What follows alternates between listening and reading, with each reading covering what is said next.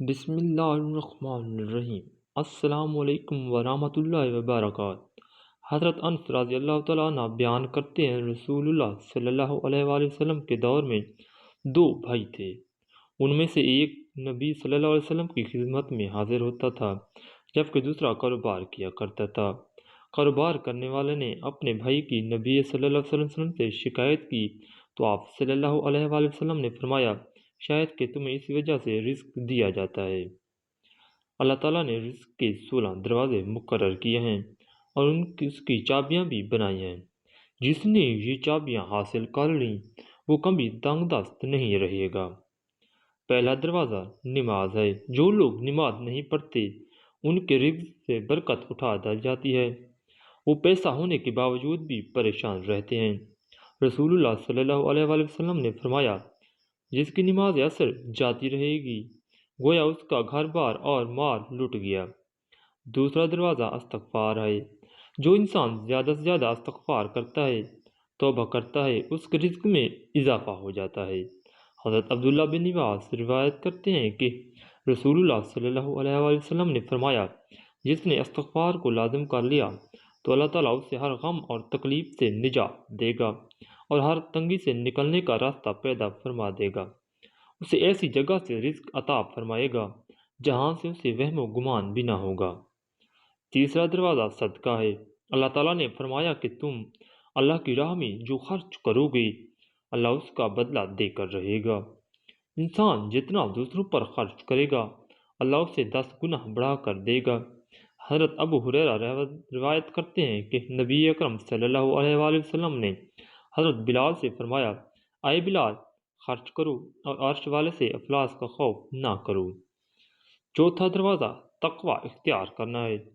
جو لوگ گناہوں سے دور رہتے ہیں اللہ ان کے لیے آسمان سے رزق کے دروازے کھول دیتا ہے۔ پانچواں دروازہ کثرت نفلی عبادت ہے۔ جو لوگ زیادہ نفلی عبادت کرتے ہیں اللہ ان پر تنگ دستی کے دروازے بند کر دیتا ہے۔ اللہ کہتا ہے، اگر تو عبادت میں کثرت نہیں کرے گا تو میں تجھے دنیا کے کاموں میں الجھا دوں گا۔ لوگ سنتوں اور فرضوں پر ہی توجہ دیتے ہیں، نفل چھوڑ دیتے ہیں جس رزق کی کمی ہوتی ہے۔ چھٹا دروازہ حج اور عمرے کی کثرت کرنا۔ حضرت عبداللہ بن مسعود روایت کرتے ہیں کہ رسول اللہ صلی اللہ علیہ وآلہ وسلم نے فرمایا، پے در پہ حج و عمرہ کرو، کیونکہ یہ فقراء اور گناہوں کو اس طرح دور کر دیتا ہے جس طرح بٹھی لوہے، سونے اور چاندی کے میل کچیل کو دور کر دیتی ہے۔ حج مبرور یعنی حج مقبول کا بدلہ صرف جنت ہے۔ ساتواں دروازہ رشتہ داروں کے ساتھ اچھا سلوک سے پیش آنا۔ ایسے رشتہ داروں سے بھی ملتے رہنا جو آپ سے قطع تعلق ہو۔ آٹھواں دروازہ کمزوروں کے ساتھ صلح رحمی کرنا۔ غریبوں کے غم بانٹنا، مشکل میں کام آنا اللہ کو بہت پسند ہے۔ نبی کریم صلی اللہ علیہ وسلم نے فرمایا، بندوں کو ان کے کمزوروں کی وجہ سے رزق ملتا ہے اور ان کی مدد کی جاتی ہے۔ حضرت ابو رضا سے روایت ہے کہ رسول اللہ صلی اللہ علیہ وآلہ وسلم نے فرمایا کہ تم لوگ میری رضا اپنے کمزوروں کے اندر تلاش کرو، کیونکہ تمہیں کمزوروں کی وجہ سے رزق ملتا ہے اور تمہاری مدد کی جاتی ہے۔ نامہ دروازہ اللہ پر توکل ہے۔ جو شخص یہ یقین رکھے کہ اللہ دے گا تو اسے اللہ ضرور دے گا، جو شک کرے گا وہ پریشان ہی رہے گا۔ حضرت عمر ابن خطاب نے فرمایا، رسول اللہ صلی اللہ علیہ وسلم نے ارشاد فرمایا، اگر تم حسن اور خوبی کے ساتھ اللہ پر توکل کرو تمہیں اسی طرح رزق دیا جائے گا جس طرح پرندوں کو رزق دیا جاتا ہے۔ وہ صبح کے وقت خالی پیٹ جاتے ہیں اور شام کے وقت آسودہ ہو کر لوٹتے ہیں۔ 10واں دروازہ شکر ادا کرنا ہے۔ اللہ تعالیٰ کا شکر ادا کرنا رزق میں برکت کا ایک بہت بڑا ذریعہ شکر ہے۔ جیسے سورۃ ابراہیم میں ارشاد باری تعالیٰ ہے، اگر تم شکر کرو گے تو وہ تمہیں اور زیادہ عطا کرے گا، اگر تم شکر نہیں کرو گے یعنی کفران نعمت کرو گے تو پھر میرا عذاب بہت سخت ہے۔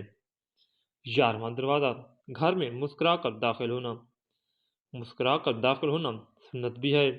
حدیث میں آتا ہے، نبی صلی اللہ علیہ وسلم نے فرمایا، اللہ تعالیٰ فرماتا ہے کہ رزق بڑھا دوں گا۔ جو شخص گھر میں داخل ہو کر مسکرا کر سلام کرے۔ 12واں دروازہ گرا پڑا لقمہ کھا لینا۔ حضرت جابر رضی اللہ تعالیٰ عنہ سے روایت ہے، نبی کریم صلی اللہ علیہ وسلم نے فرمایا، جس وقت تمہارا کوئی لقمہ گر پڑے تو اٹھا لو، جو کچھ اس میں لگا ہو اس کو پونچھ ڈالو، پھر اس کو کھا لو اور نہ چھوڑو اس کو شیطان کے لیے۔ فرمایا، جو کھانا کھاتے وقت دسترخوان سے گری چیز کو کھا لے ہمیشہ رزق کی فراہمی میں رہے گا۔ طب ربوی 13واں دروازہ ہر وقت باوضو رہنا۔ جو شخص ہر وقت نیتی کے ساتھ باوضو رہے اس کے رزق میں کمی نہیں ہوتی۔ 14واں دروازہ چاشت کی نماز پڑھنا، جس سے رزق میں برکت بڑھتی ہے۔ حدیث میں ہے، چاشت کی نماز رزق کو کھینچتی ہے اور تنگ دستی کو دور بھگاتی ہے۔ 15واں دروازہ روزانہ سورت واقعہ پڑھنا، اس سے رزق میں بہت بڑھتا ہے۔ 16واں دروازہ اللہ سے دعا مانگنا۔ جو شخص جتنا صدقے دل سے اللہ سے مانگتا ہے اللہ اس کو بہت دیتا ہے۔ رسول اللہ صلی اللہ علیہ وسلم نے ارشاد فرمایا، لا حول ولا قوت الا باللہ 99 بیماریوں کی دوا ہے، جس میں کم درجے کی بیماری فکر و غم ہے۔ اگر لا حول ولا قوت الا باللہ کے ساتھ پڑھ لیں تو اللہ تعالیٰ اسے 70 بلائیں دور فرمائے گا، جن میں سب سے کم درجے کی بلا فقر ہے۔ حضرت عائشہ رضی اللہ تعالیٰ عنہ سے روایت ہے کہ سورۃ النصر کے نزول کے بعد نبی کریم صلی اللہ علیہ وآلہ وسلم اپنی ہر نماز میں سبحانک اللہم و بحمدک اللہم اغفر لی پڑھا کرتے تھے، اور قرآن پر عمل کرتے ہوئے اپنے رکوع اور سجود میں کثرت سے سبحانک اللہم و بحمدک اللہم اغفر لی پڑھا کرتے تھے۔ نبی کریم صلی اللہ علیہ وسلم نے صرف اسی ہی پر اکتفا نہیں کیا بلکہ کثرت کے ساتھ اللہ تعالیٰ سے استغفار کرتے تھے۔ ایک مجلس میں 100 مرتبہ اللہ تعالیٰ سے استغفار کرتے تھے، حالانکہ اللہ تعالیٰ نے آپ صلی اللہ علیہ وسلم کے اگلے پچھلے تمام گناہوں کو معاف کر دیا تھا اور وہ معصوم عن الخطا تھے۔